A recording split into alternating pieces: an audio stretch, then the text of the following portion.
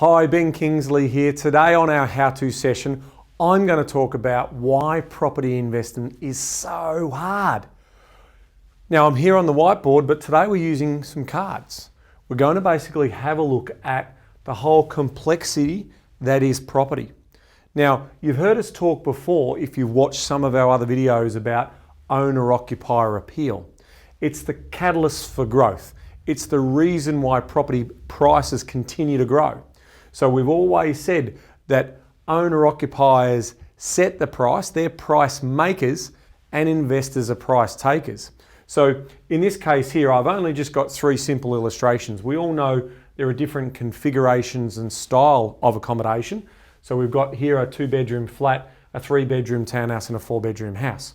Now, once we unpack the layers, that's what I wanted to do in this how-to session. We're going to unpack these layers around why it is so complex and why it is an absolute art form to get the best result possible when you're picking an investment grade property. So we start with obviously the configuration. Now when we see it in here, we're assessing all the things around that particular asset. So we're assessing, does it have car parking? You know, what's the floor plan like? How many living areas does it have? Does it have a laundry? You know, is it a convenience, or do I have to go to a joint shared laundry? Bathrooms, how many are there? Do I have some play space or some land for the kids to run around on?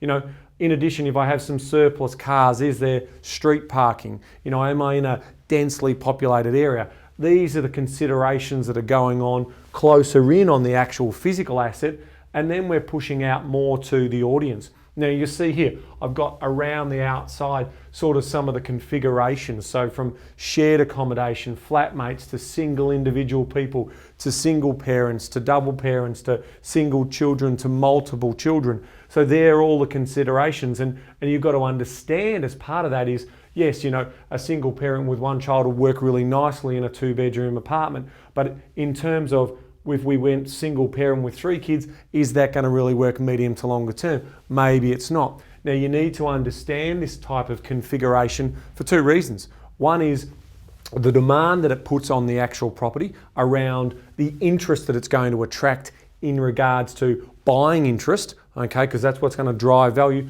But secondly, you're also looking at this type of, you know, configuration in regards to the tenant potential. So who's going to rent this property if we make it available for rent as well? Now, inside here, you can also see these black pillars here. Affordability is going to be part of that conversation.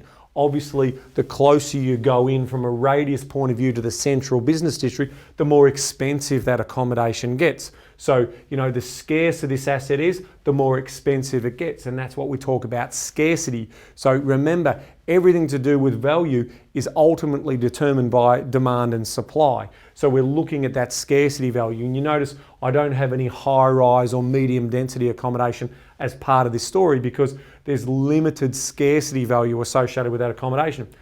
Then you're looking at, coming back to this radius, the time poor element. So you've got to understand how the household fits into that conversation and how quickly that they want to be able to get around. So the location is going to play an important part, especially if I'm off to work, in terms of how I need to get to work. The other considerations you're also then making are these sort of lifestyle elements. So I'm looking at, you know, am I close to some medical facilities if need be? Am I got good schooling around secondary schools, private schools, parks, lifestyle drivers? Am I close to a cafe scene? Are there nice restaurants within walking distance, or do I have to get in my car to go and enjoy that type of choice that's available to me? You can see here I've also got the public transport nodes as well that are part of that conversation. So you can understand why, with so many moving parts, it's not a precise science. It's an art form in terms of trying to get inside the psychology of the buyer, trying to understand what they're looking for and making sure that all of those parts come together. And that's what makes it so challenging. It also makes it so exciting. And ultimately, when you make that right asset selection, it also makes it so rewarding. So this how-to session is about, you know, why it is so difficult to pick quality assets. And I hope this sort of makes you understand all those moving parts. Thanks for watching.